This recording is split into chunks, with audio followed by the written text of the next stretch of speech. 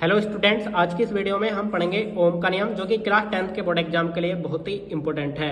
तो देखिए, ओम का नियम याद रखने के लिए आपको बेसिकली क्या याद रखना है, V समानुपाती I, इसको अनुक्रमानुपाती भी कहते हैं, यानी कि V फॉर विभवांतर, I धारा, यानी कि V समानुपाती I का मतलब है, यानी कि यहाँ पर आप देख सकते हैं एग्जाम्पल, हमारे पास एक चालक तार है, ठीक है। इस चालक तार के सिरों का जो विभव होगा वो V1 व V2 होगा।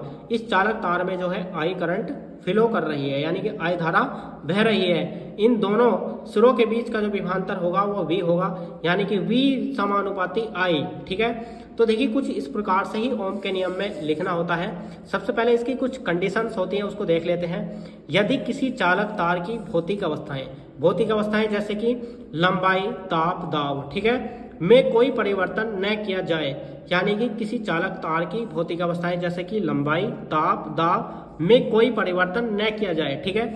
यानी कि हमारे पास 1 मीटर का यदि तार है और उसमें I धारा प्रवाहित कर रहे हैं, तो उन दोनों सिरों के बीच का जो विभवांतर V होगा, विभवांतर और धारा का जो अनुपात होगा एक नियतांक होगा, जिसको R से डिनोट करेंगे, ठीक है।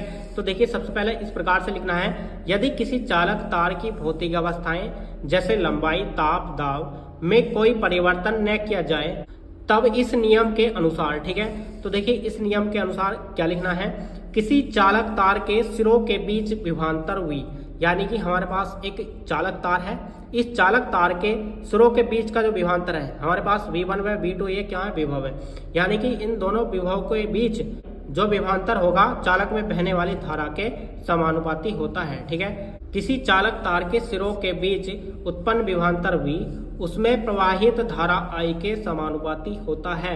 यहाँ पर देख सकते हैं V समानुपाती I, इसको अनुक्रमानुपाती भी कहते हैं, ठीक है। यानी कि V समानुपाती I, जब समानुपाती का चिन्ह हटता है तब इक्वल टू आता है, तब उसके साथ में एक कांस्टेंट आता है, जैसे कि यहाँ पर R कांस्टेंट आया है, यानी कि V equal to I R, ठीक है। I को इसके बटे में नीचे लेकर जाएंगे, ठीक है, यानी कि V upon I equal to R। R क्या है, एक नियतांक है, यानी कि कांस्टेंट है, ठीक है। देखिए, R का मात्रक है ओम, OHM, यानी कि, और इसको ओमेगा से डिनोट करते हैं, इस प्रकार से इसका सिंबल बनाते हैं, ठीक है। तो डियर स्टूडेंट, आपको बोर्ड एग्जाम में इसी प्रकार से लिखना है, आपको एकदम फुल मार्क्स मिलेंगे।